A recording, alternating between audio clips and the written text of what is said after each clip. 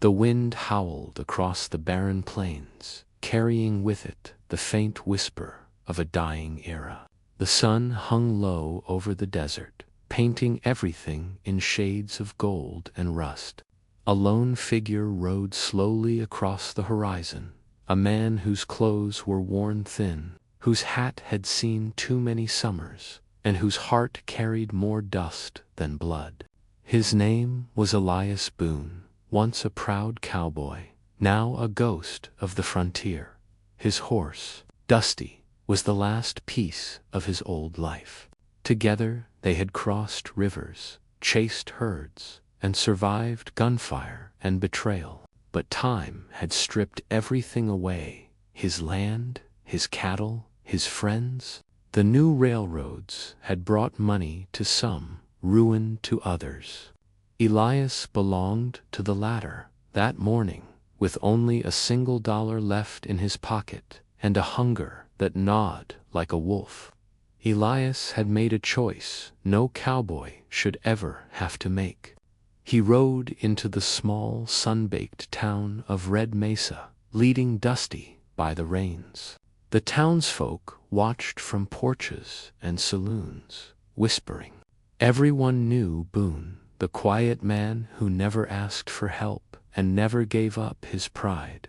But today, even pride had no weight. Outside the old trading post stood an Apache elder, his hair silver, his face carved with the wisdom of centuries.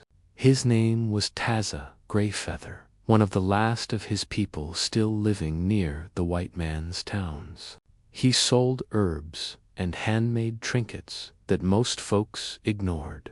Yet when Elias saw him, something stirred in his chest, an old respect between men who had both seen the West change and die before their eyes. Elias dismounted and patted Dusty's neck. "She's a good horse," he said quietly, "but I can't feed her no more." Taza looked at the animal, strong, loyal, but hungry, and then at the cowboy's tired eyes. "How much?" the elder asked. Elias took a deep breath, his voice cracking. $1. For a moment, silence stretched between them like the desert itself. The Apache elder studied him, understanding what the man was truly giving up. Then, with slow dignity, Taza reached into a small leather pouch and drew out a single silver dollar, polished, shining, like it had been waiting for this moment. He pressed it into Elias's hand. "For a good horse," Taza said, "and a good man." Elias tried to speak, but no words came. He nodded, turned, and walked away, leaving behind the sound of Dusty's soft whinny and the creak of the windmill turning in the dying light by nightfall. He sat outside town near the edge of the canyon, staring into the fire.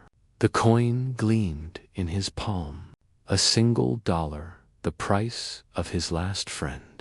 He thought he would never see that horse again. But fate had other plans, because, at dawn, the earth would tremble with the sound of 100 riders, coming not for vengeance or gold, but to honor the cowboy who gave his last gift with grace. The West was not done with Elias Boone just yet. Dawn broke slow over the desert. The sky bled orange and pink as the first light spilled across the canyons. Elias Boone hadn't slept. He sat by the dying embers of his campfire, staring into the distance where the plains met the horizon.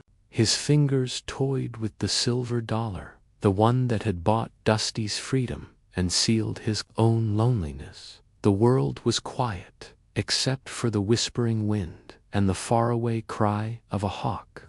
In that stillness, Elias thought about the years gone by, the cattle drives, the whiskey-soaked nights, the friends buried beneath wooden crosses. The West had moved on, but he hadn't. He muttered under his breath, "Guess this is what's left for old cowboys, dust and memories."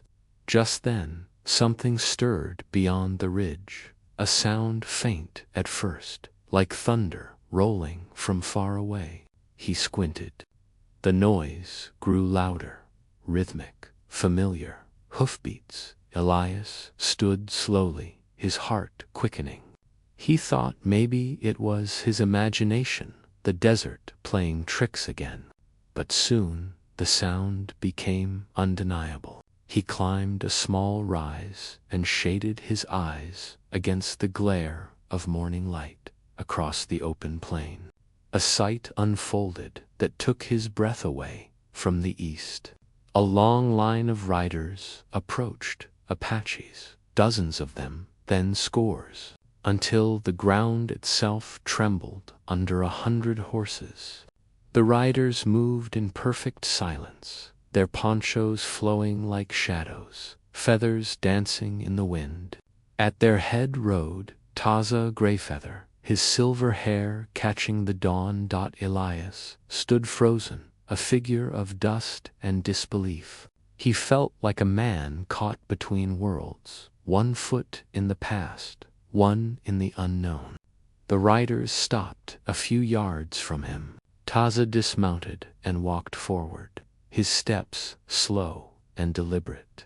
"You thought your gift was small," the elder said, his voice deep and steady.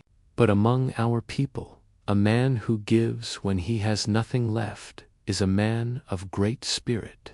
Elias swallowed hard. "I only sold my horse, old man. Didn't think it meant much." Taza smiled faintly. Dusty was no ordinary horse. She belonged to the wind. You gave her back to the land. Behind Taza, one of the younger Apache riders stepped forward, a proud warrior with sharp eyes and braided hair. He held Dusty's reins.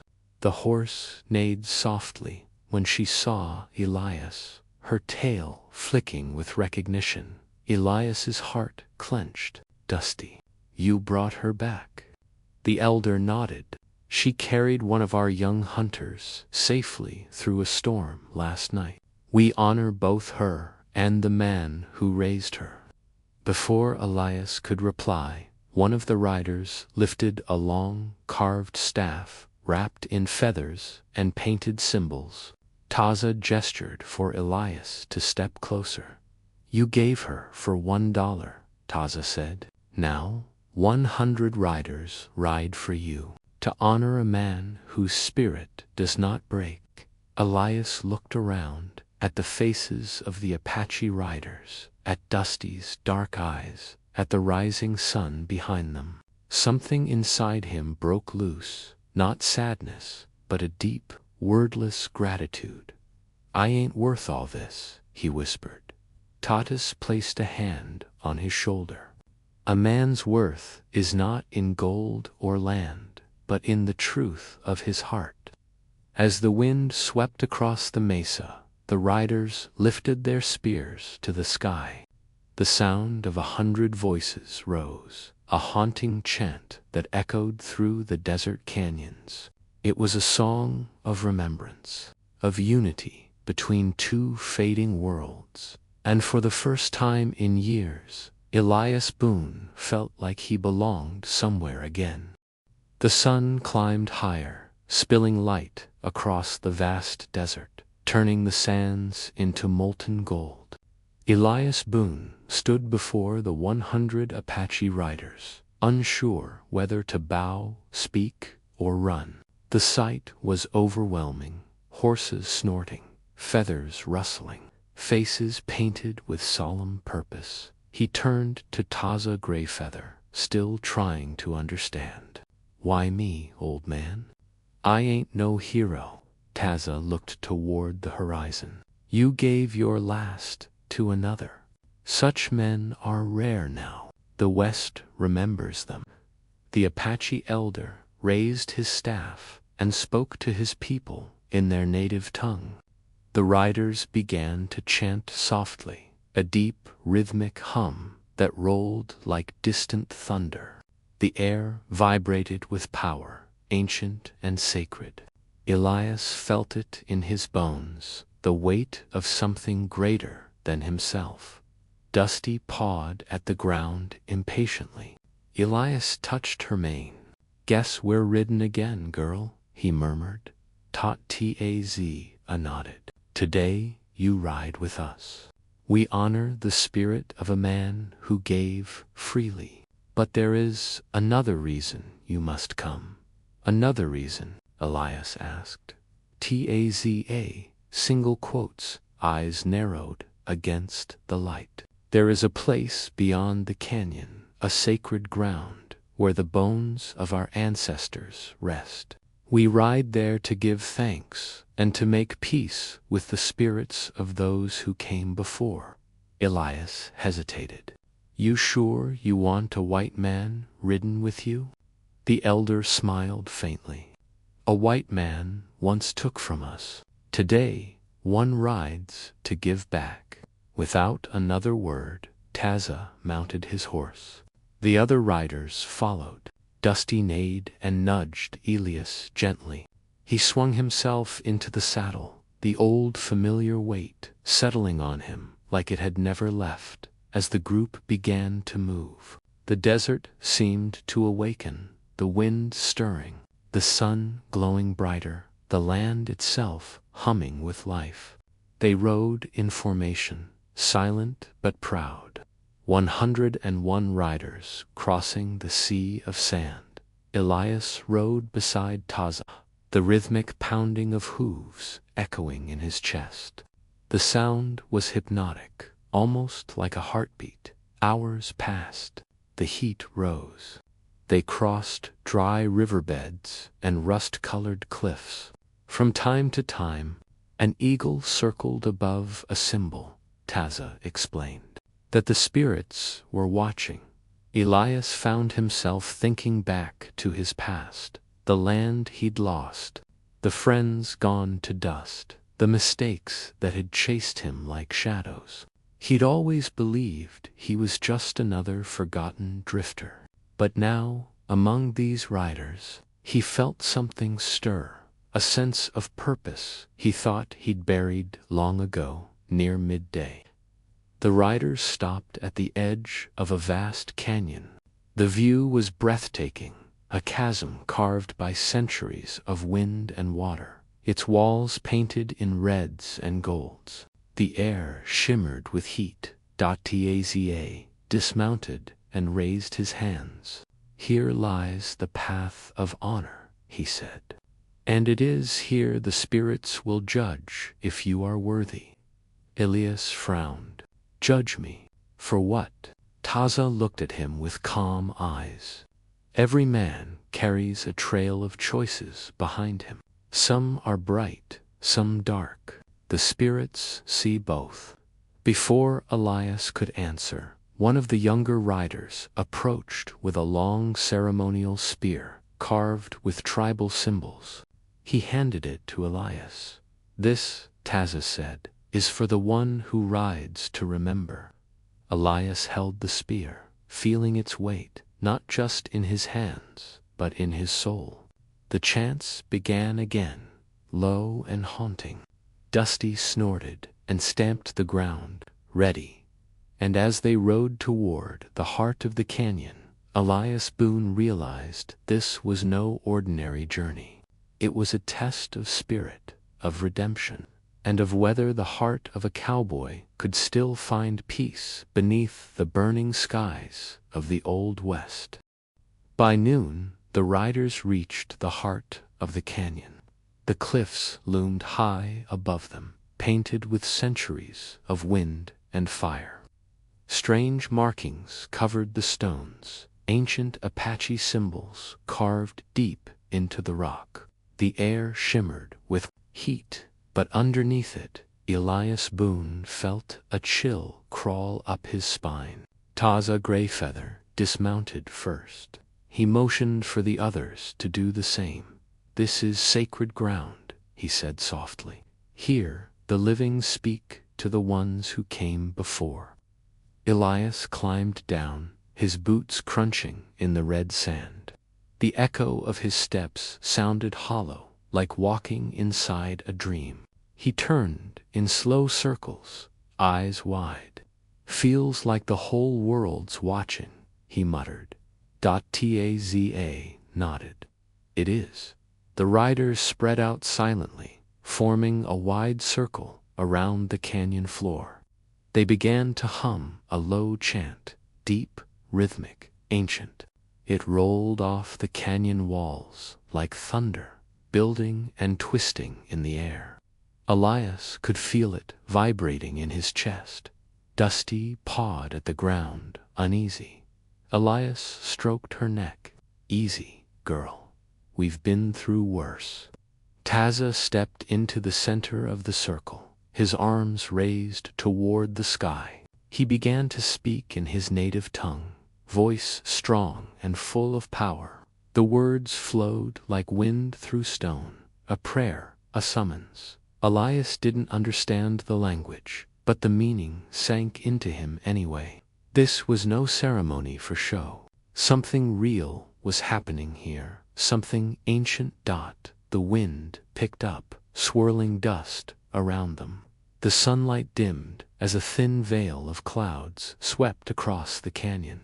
From somewhere deep within the earth came a low rumble. Elias froze. What in God's name? The rumble grew louder, echoing like distant drums. Then, as suddenly as it began, the wind stopped. The air hung still, and out of the silence came voices, soft at first, like whispers carried by the breeze, then clearer. Dozens, maybe hundreds. They spoke in the Apache tongue, old voices full of grief and pride.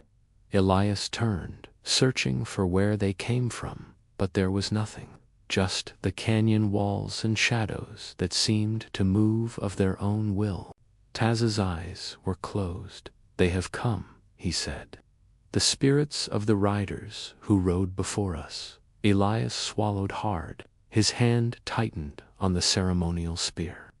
He wasn't a man of faith or ghosts. He'd buried too many friends to believe in such things. But now, standing in that canyon, he couldn't deny what he felt. The air was alive. The past was alive. Then, through the haze of dust and echo, Elias saw something move. A shape faint, shimmering, the outline of a man on horseback. Then another, and another. One by one, ghostly riders appeared, their horses made of mist, their eyes burning softly like embers in the dark. 100 spirits, the ancestors of the Apache warriors, surrounded the living riders, silent and still. The living bowed their heads. Elias stood rooted to the ground, awe and fear mixing in his chest. Taza turned to him. "They see your heart, Elias Boone. They know your pain. But they ask one question." Elias frowned. "What question?" The elder's gaze was steady. "Do you ride for yourself, or for others?" The question hit deep. Elias thought of his lost ranch, his dead friends, the years of bitterness and wandering. All his life, he'd been ridden for survival, for himself. Maybe that was why the West had turned its back on him. He looked down at Dusty, then at Taza, then at the ring of silent spirits. His voice was hoarse when he answered, "I reckon it's time I rode for something bigger than me."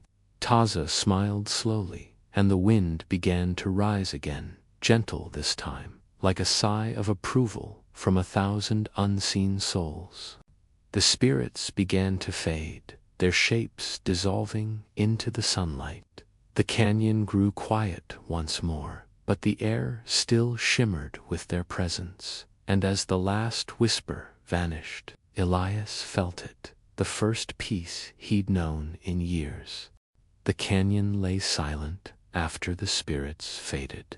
Only the wind moved, brushing through sagebrush and over the red stones. Elias Boone stood at the center of it all, gripping the ceremonial spear like it was the only solid thing left in the world.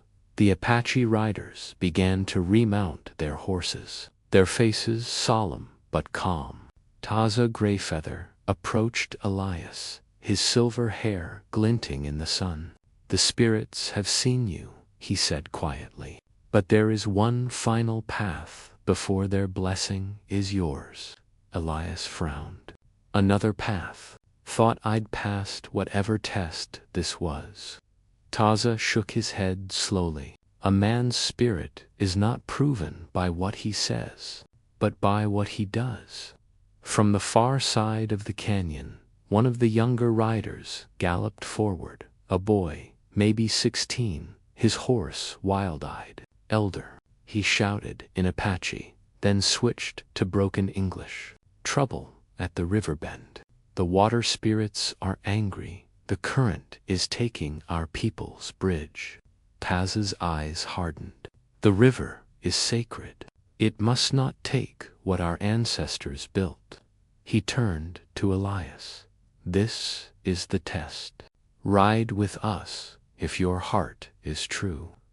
Without hesitation, Elias mounted Dusty. The old horse pawed the ground, eager and strong again. Like she felt the pull of something greater, Taza gave a sharp command, and the riders wheeled around, thundering toward the western edge of the canyon. Elias rode alongside them, the wind cutting his face, the drums of hooves shaking the ground. When they reached the river bend, the sight made Elias's stomach drop. The old wooden bridge, built decades ago by the Apache, was splintering under the force of a raging flash flood. Torrents of muddy water roared through the canyon, dragging branches and stones like playthings. Several young riders were stranded on the far side, waving and shouting. Elias didn't wait for orders. He leaped off Dusty and ran to the bridge. "We gotta tie her down," he yelled. The Apache men scrambled to follow. They looped ropes around the main supports, fighting the wind and spray. The floodwater rose fast, pounding against the posts. One of the ropes snapped, whipping across and catching a rider's arm. The man fell backward, nearly into the current.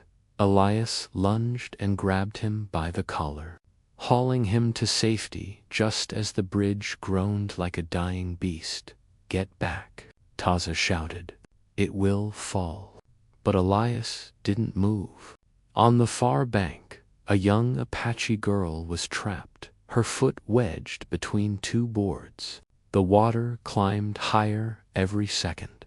Elias looked at Taza, then at Dusty. "Hold on, girl," he whispered, before anyone could stop him. He swung onto Dusty's back and spurred her straight onto the trembling bridge. The riders shouted warnings, but Elias didn't hear them. The roar of the flood swallowed every sound. The bridge shifted under them, planks breaking away into the torrent below.